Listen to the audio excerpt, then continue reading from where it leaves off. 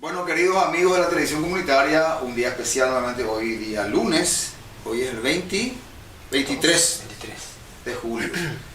Hace un tiempito, el año pasado, habíamos recibido una agradable visita acá de estos aventureros, compañeros jóvenes, gente joven que tiene todavía ideales por el tema del medio ambiente, algo que se está perdiendo, donde los adultos, yo me incluyo, ¿verdad? Pero muchos adultos han dejado de lado el cariño al medio ambiente. Estamos nuevamente con la visita de Ezequiel y el amigo Leo. ¿Qué tal, Raúl? Sí, amigos que han hecho este hermoso viaje desde Corumbá, o más arriba. Desde más arriba. Desde más arriba hasta Buenos Aires. Exactamente, desde la naciente misma. Genial. Y esas imágenes que me han entregado en esa ocasión, donde vuelvo a reiterar de que es difícil, pero no imposible encontrar gente todavía que tiene ese ¿cómo diría? Egoísmo cero para compartir sus imágenes únicas, fantásticas, en alta definición de la travesía esta en 3 kayaks, algo que no se entiende. Entonces, hoy para empezar el programa, vamos a recordar un poquito brevemente a nuestro querido amigo Román Morales García, que es un pionero que hizo también viajes por Sudamérica. Acá tenemos la primera parte de su libro, o sea, uno de los primeros viajes, Buscando el Sur, donde él caminó desde Santa Marta, Colombia, hasta Tierra del Fuego, 3 años de viaje, algo maravilloso. Y uno lee este libro, lo leí 2 veces, y descubre América del Sur con sus informaciones profundas que la prensa generalmente no divulga. Y el segundo, este hermoso viaje, que se llama Caminos de Agua, esto lo van a ver también en la página de Román Morales García en Facebook. Un viaje maravilloso que hizo recorriendo desde el nacimiento del río Paraguay hasta Buenos Aires, y de allí desde Corumbá, donde él se lanzó para venir hacia abajo, salir otra vez por Orinoco, el Madeira, ¿cómo se llama esos ríos brasileños? Guaporé, Mamoré, hasta salir en el Caribe. O sea, un trabajo maravilloso, una travesía genial que hizo Román. Es un aventurero, es un genio, es una persona envidiable, es mi gran amigo. Acá está el libro que me envió este año con la dedicatoria, y con mucho orgullo en la página 149 recuerda su estadía en Concepción en el 2005, cuando lo recibimos en el canal comunitario. Bueno, yo ahora me callo y vamos a escuchar a estos queridos amigos que nos cuenten un poquito.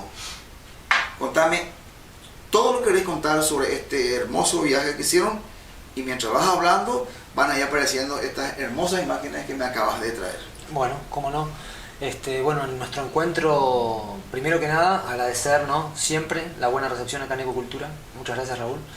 Y bueno, en nuestro encuentro del año pasado contamos un poco lo que había sido la naciente allá en el centro del continente, porque la naciente del río Paraguay está ubicada en el centro del continente sudamericano. Casi que no hay nada más tierra adentro que donde nace el río Paraguay.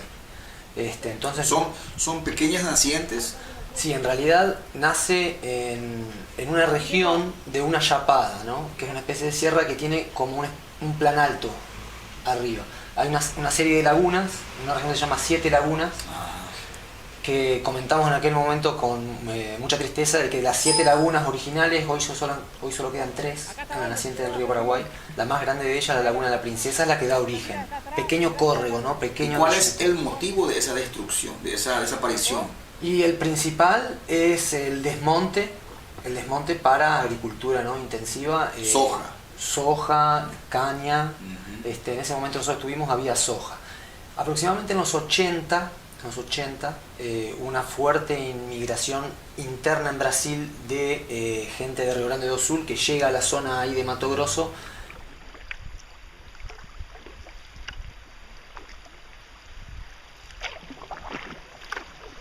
Y comienza a comprar campos ahí en la zona de las nacientes. Y el río Paraguay no es el único que está fuertemente agredido en sus nacientes. Casi todos los ríos que componen las vertientes del Pantanal están fuertemente agredidos.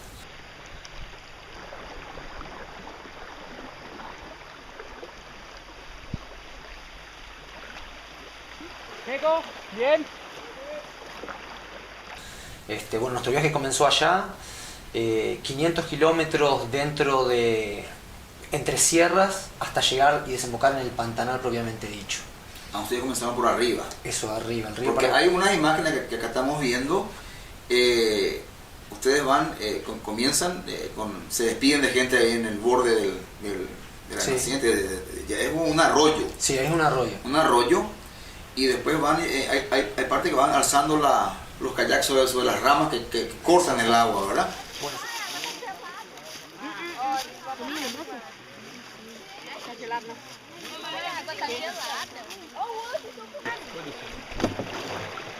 Isso, Lucas, quem já conhece? Esse aqui tá uma paredinha de apertar o botão? Vai acontecer? Só tem um. Ó.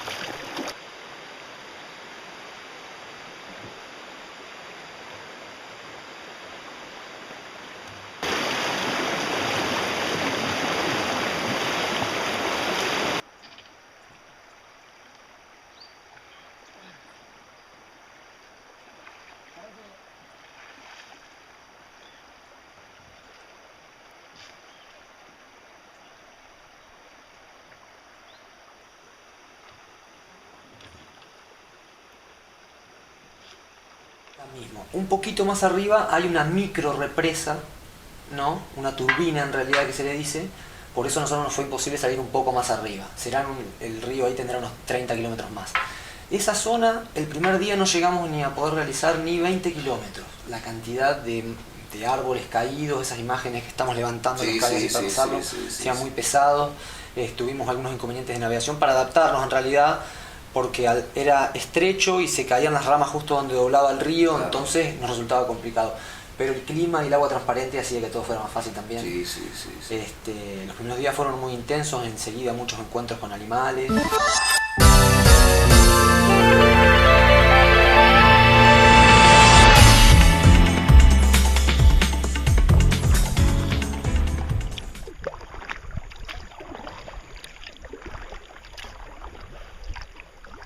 Che, me olvidé la llave.